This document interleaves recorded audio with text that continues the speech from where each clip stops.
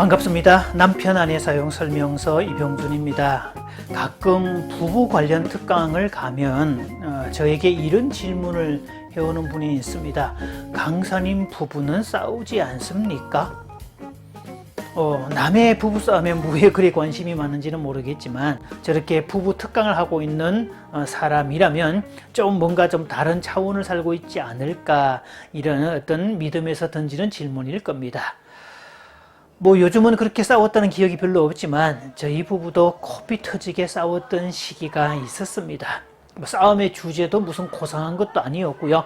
평범하다 못해 유치하기 짝이 없는 그런 일로 싸우고 냉전에 돌입하기도 하고 삐치기도 하고 예기치 않게 분노를 폭발시킬 때도 있었습니다.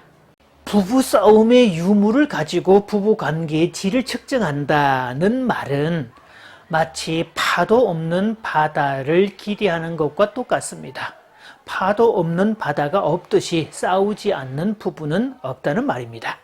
안 싸우는 부부는 정말 두 사람 다 성인 군자급의 아주 수준이 높은 사람이거나 우리가 흔히 말하는 찰떡궁합이거나 천생연분일 경우가 거기에 해당되겠죠.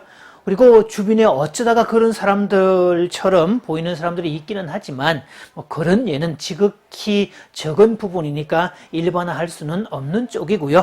모든 부부는 싸웁니다. 싸우지 않는 부부는 부부가 아닙니다. 부부니까 싸웁니다. 아니, 어떻게 서로 다른 환경에서 한 30여 년 가까이 살아온 사람들이 한 공간에서 같이 살아가는데 어떻게 안 싸우고 살겠습니까? 자, 그런데요, 부부 싸움도 의사소통이라는 사실을 아셔야 됩니다. 그래서 부부는 부부 싸움을 통해서 얼마든지 더 깊어지고 부부 싸움을 통해서 이전보다 훨씬 더 나이가 들어가면서 서로를 알아가는 통로가 될 수 있습니다. 자, 일단 싸운다는 말은요, 싸움에 동반돼서 감정적으로 화가 난다, 섭섭하다, 짜증난다, 싫다, 억울하다, 답답하다, 속 터진다, 이런 감정들이 생기게 돼 있는 것들이고, 자, 그런 감정이 올라오는 것은 내 속에 뭔가 요구나 욕구사항이 있다는 뜻이죠. 그리고 그것을 전달을 했는데 말로 표현을 했든 암묵적으로 표현을 했든 상대방이 그것을 들어주지 않았다, 즉 거절을 했기 때문에 따르는 감정입니다. 그래서 싸움을 한다는 말은 내가 가진 욕구가 있고 상대방도 가진 욕구나 요구가 있기 때문에 그 속에 숨어있는 요구와 욕구를 알게 되는 통로가 된다는 뜻이 되죠. 그래서 티격태격 싸우는 부부의 어떤 친밀도가 생전 큰 목소리 한 번 안 내고 사는 부부보다 사실은 훨씬 더 결속력이 높을 수 있습니다. 그래서 어떤 부분은 매일매일 싸우는 것 같고 늘 티격태격 싸우는데 어떤 큰 사건이 생기거나 그런 일이 생기면 딱 결속되는 그런 부부가 있고요. 어떤 부분은 양쪽이 다 교양 있고 말 한마디도 큰 소리 한 번 안 내는 그런 사람인데 어느 날 조용히 이혼하는 그런 경우도 생길 수 있습니다. 자, 부부싸움도 의사소통인데 그래서 주의할 점은 부부싸움을 할 때 반드시 예의를 지켜야 한다는 점입니다. 감정적으로 격앙되어서 상대방을 비난하고 공격하면 문제는 해결되지 않고 오히려 감정적인 골만 더 커지게 되어 있습니다.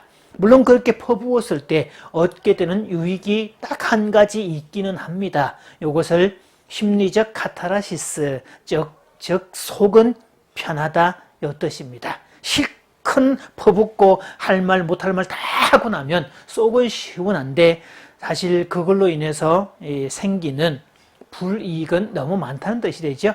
그래서 감정적으로 싸우는 것은 동족방뇨, 언발의 오줌 누기에 해당된다.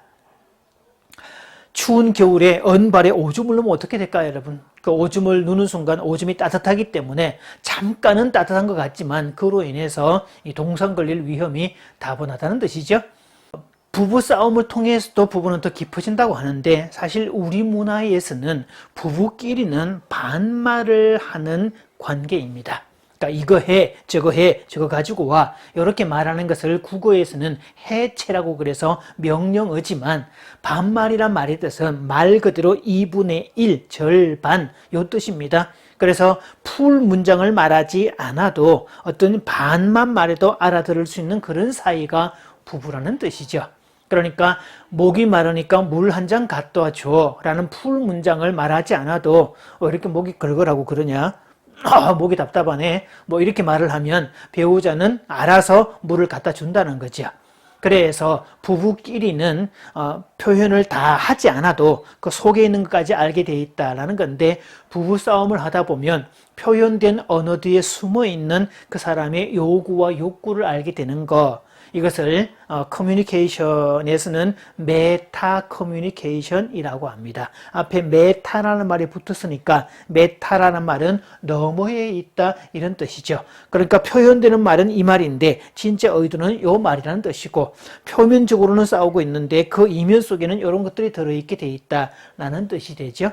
그래서 부부는 잘 싸우면 훨씬 더 깊어지게 되어 있습니다. 이 메타 커뮤니케이션을 잘하면 우리 속담에 개떡같이 말해도 찰떡같이 알아듣는다 라는 속담의 주인공이 될 수 있습니다. 물론 표현하는 쪽에서도 육하 원칙에 근거해서 정확한 정보를 주면 훨씬 더 관계는 편해지겠죠. 그렇지 않다 할지라도, 속칭 개떡같이 말했다 할지라도 듣는 쪽의 수준이 높은 사람은 그것을 찰떡같이 알아들을 수 있다. 메타 커뮤니케이션을 통해서 표현된 말과 행동 이면에 숨은 요구와 욕구를 파악하게 돼 있다 이 뜻입니다. 사실 저도 처음에는 이 가정 쪽 상담을 공부하게 된 동기가 이 결혼 생활에서 오는 수수께끼를 풀 수가 없어서였습니다. 개인적인 감정으로는 속에 분노가 치밀어 올라서 못 살겠고, 부부 사이에는 이해 못할 행동들이 너무 많았고, 결혼 연차가 20년쯤 넘어가니까 뭐 그럴 일은 거의 없어졌습니다만, 이제 그런 공부를 하고 어떤 싸우는 과정을 통해서 싸울 상황이 생기더라도 표면적으로 나타난 싸움의 끌이를 묻는 게 아니라 그 이면 속에 있는 요구와 욕구를 찾아보는 것들이 이제 버릇이 되었고, 그것이 하나의 어떤 갖춰진 메커니즘이 됨으로 인해서 싸움의 빈도도 줄어들게 돼 있고, 싸움 상황이 되었다 할지라도 빨리 해결할 수 있는 그런 여유가 생기게 됐습니다. 그러니까 문제가 발생이 되면 싸움을 하면 왜 저래? Why를 묻기보다 이걸 어떻게 풀까를 묻는, 즉 Why의 자리에 How를 던지면 보다 냉정한 이성을 작동시킬 수 있기 때문에 문제를 풀어갈 수 있다는 뜻이 되죠. 상담에서는 이 작업을 객관화 작업이라 그럽니다. 문제와 자신을 분리해 놓고 좀 먼 발치에서 바라볼 수 있어야 문제를 제대로 해결할 수 있는 건데, 감정적으로 묶이게 되면 이 격앙된 감정에서는 냉정한 이성적 처리가 불가능하게 되어 있습니다. 문제를 문제로 인식할 수 있는 사람은 문제에 대해서 객관적으로 처리할 수도 있을 뿐 아니라 다음에 도움을 받을 수도 있고 도움을 요청할 수도 있는 그런 존재가 될 수 있다는 뜻이 되죠. 왜냐하면 3자의 눈은 훨씬 더 객관적이고 3자의 눈이 훨씬 더 명확한 처방을 줄 수 있기 때문입니다. 그래서 장기나 바둑을 둘 때는 고수가 장기나 바둑을 두는 자리에서 곁에 있던 하수도 고수에게 훈수를 둘 수 있다고 그러죠. 왜냐하면 고수는 지금 감정적으로 격앙되어 있는데 곁에서 보는 하수는 감정적으로 다운되어 있고 객관적 이성을 작동시키기 때문에 훈수를 줄 수 있다는 뜻이 됩니다. 저는 지금 결혼 25년 차를 지났는데요. 한 20년쯤 되면서 부부 사이에 삶의 지침으로 부부 문제가 발생이 되면 이렇게 해결하자라고 만든 게 해적으로 살자입니다. 해결하거나 적응하거나 둘 중에 하나를 선택하자는 뜻이죠. 그래서 해결할 수 있는 문제면 해결을 하고 해결할 수 없는 문제는 거기에 적응을 하자라는 뜻인데요. 사실 그 관점에서 바라보면 너무 심각한 문제라는 것은 존재하지 않고 되게 해결할 수 있는 것들은 즉각 해결하면 되고, 너무 심각해서 해결할 수 없는 것들은 어차피 시간이 가도 해결될 문제가 아니기 때문에 거기에는 적응할 수 있는 그런 태도가 훨씬 더 편하다는 사실입니다. 그래서 배우자의 욕구에 대해서도 들어줄 수 있는 것은 흔쾌히 들어주고 안 되는 것은 안 된다고 분명히 이유를 설명해 주면 그게 하나의 응답이 되기 때문에 상대방도 분명한 뜻을 알게 되어 있어서 그것 때문에 싸움으로 이어지지는 않게 되어 있습니다. 대개 부부들이 결혼하고 시도하는 가장 어리석은 행위 중에 한 가지가 상대방의 성격을 뜯어 고치려는 것입니다. 이 성격이란 말은 타고난 기질이란 말에 가정 환경이 들어간 후천적 요소가 가미가 된 쪽인데요. 더더구나 기질에 관계된 선천적인 요소들은 바뀌지 않습니다. 그 부분은 그냥 있는 그대로 인정하고 그 사람의 특성으로 받아들이는 게 훨씬 더 편합니다. 그러니까 기질은 나의 기질도 스스로 인정하는 게 편하고 상대방의 기질도 인정하는 게 편하고 즉 적응하는 게 훨씬 더 편하다는 사실이죠. 대부분 사람들은 자신이 가진 기질이나 성격에 대해서 그렇게 마음에 들어 하지 않습니다. 지금껏 살아오는 동안 그거 한번 뜯어 고쳐보겠다고 본인들 얼마나 수고하고 얼마나 애를 썼겠습니까? 본인도 안 되는 것을 배우자가 고치려고 시도하는 것은 그다지 효용 있는 짓은 아닙니다. 또 결혼 연차가 늘어나게 되면 일명 나이 들매 미학이 작동되는데요. 적당히 나이가 들면 사소한 일에 목숨을 걸지 않게 됩니다. 부부싸움을 할 때도 자신에게도 배우자에게도 가끔씩 이렇게 말을 던질 필요가 있습니다. 이 문제가 목숨 걸 일이냐? 이게 목숨 걸고 싸울 일이냐? 라고 물음을 던져보면 정말 목숨 걸고 싸울 만한 일은 그다지 별로 없습니다.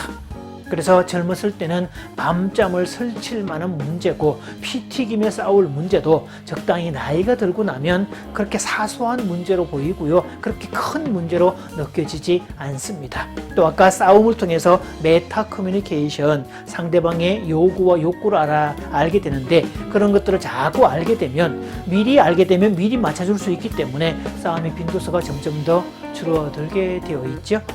사람이 전능자가 아닌 이상 어떻게 다 해줄 수 있겠습니까?